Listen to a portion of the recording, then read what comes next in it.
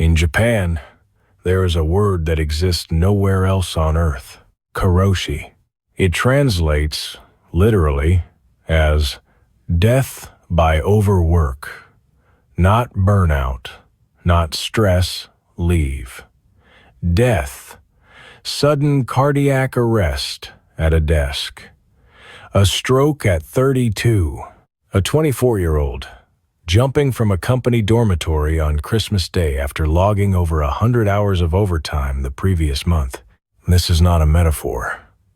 This is a documented, legally recognized cause of death in Japan, complete with a government compensation system for the families left behind. And the companies responsible have a name too. Black companies. Buraku Kiyo in Japanese. I'm AI Wire. And this is the story that a viewer comment sent us down a rabbit hole to find the dark side of Japan's corporate world, why it still exists in 2026, and why AI is making it significantly worse. Let's start at the beginning. What exactly is a black company? The term emerged on Japanese internet forums in the early 2000s, coined by young IT workers who needed a word for what was happening to them. It has no precise legal definition, but everyone in Japan knows what it means. A black company is an employer that systematically violates labor law, exploits its workers, particularly young ones, and hides behind Japan's deeply rooted culture of corporate loyalty to do it. The practices are consistent across industries. Unpaid overtime, called service overtime, or sabisu zangyo, you work the hours, you don't get paid for them. Power harassment supervisors who bully, demean, and threaten employees who show any sign of resistance.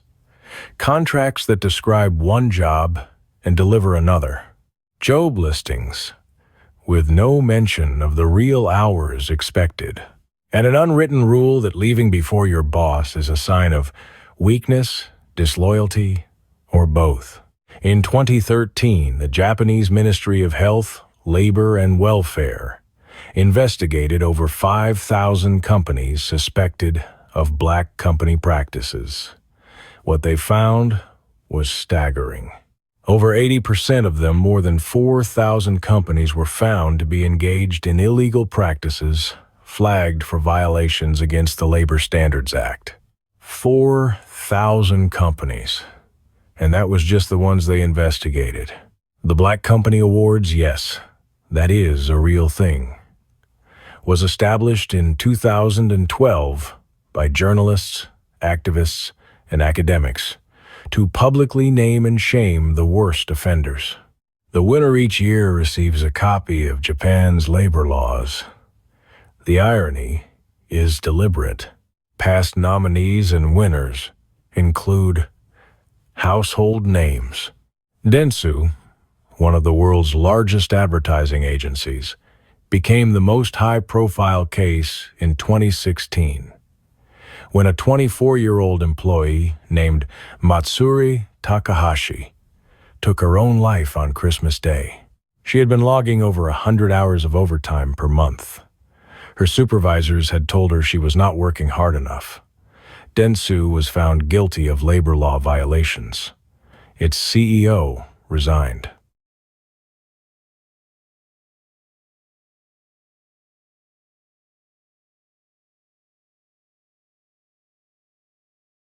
The answer is culture, and it is more powerful than legislation. Japan operates on what sociologists call a collectivist framework. The concept of wa group harmony means that the needs of the group, the team, the company, always come before the individual. Leaving the office before your colleagues feel uncomfortable to you psychologically, even if you have finished your work.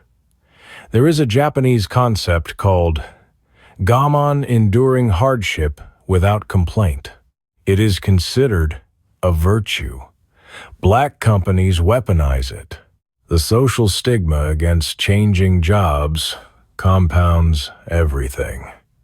In Japan, particularly for older generations, leaving a company was seen as a form of failure, an admission that you could not hack it. Black companies exploit this by making employees feel that quitting will follow them permanently, that no good company will hire someone who abandoned their previous employer. The result is a trap. People know the conditions are wrong. They know they are being exploited. But the cultural gravity keeping them at their desks is stronger than the legal protections designed to free them. The government has tried to intervene. In 2014, Japan formally passed the Act on Promotion of Preventive Measures against Karoshi, legally recognizing overwork-related death and granting compensation rights to victims' families. In 2017, the ministry published a public list of over 300 companies that had violated labor laws, including Dentsu and Panasonic. Work-style reforms followed, theoretically limiting overtime. But the reforms have largely failed to change the underlying culture. As recently as 2025, the number of officially recognized cases of work-related mental health disorders hit a record high, more than 1,000 cases in a single fiscal year, nearly triple the figure from 15 years ago. Black companies are not a relic of Japan's economic boom. They are a live, current problem, and now they have a new weapon: artificial intelligence. Here is how AI is changing the dynamic, and not for the better. AI tools allow companies to measure employee productivity with a precision that was previously impossible. Every email response time, every task completion rate, every idle moment tracked, logged, and fed into performance systems. In a white company, this data might be used to help employees work more efficiently. In a black company, it becomes a tool of surveillance and pressure. AI is also automating the jobs of junior employees, the very people black companies historically exploited most. When entry-level work disappears, the remaining employees are expected to absorb the additional responsibility without additional compensation. The workload increases, the head count does not. In the gaming industry, directly relevant to the PlayStation price story that brought this topic to our channel, is one of the worst offenders. Game development in Japan has long been notorious for what the industry calls crunch time. Months of 100-hour weeks before a game launches. AI tools are now being integrated into game development pipelines, promised as time savers. But in black company environments, they become justification for cutting team sizes and expecting the survivors to deliver the same output with fewer people and the same or longer hours. Here is the uncomfortable question this story forces us to ask. Is Japan's black company problem actually unique to Japan? Or is it just further along a path that the rest of the world is also walking? Look at what happened this week in the United States. Oracle cut 30,000 jobs and redirected the savings to AI infrastructure. Block eliminated 40% of its workforce, publicly crediting AI tools as the replacement. The remaining employees at both companies are expected to maintain the same output or more with fewer colleagues and no additional pay. That is a black company practice. It just does not have the same name in English. The pressure on workers being asked to do more with less, faster, with AI-generated productivity metrics monitoring their every output. The dynamic exists in tech companies, marketing agencies, content studios, and logistics firms across Europe and the United States right now. The cultural protections are different. The legal frameworks are different.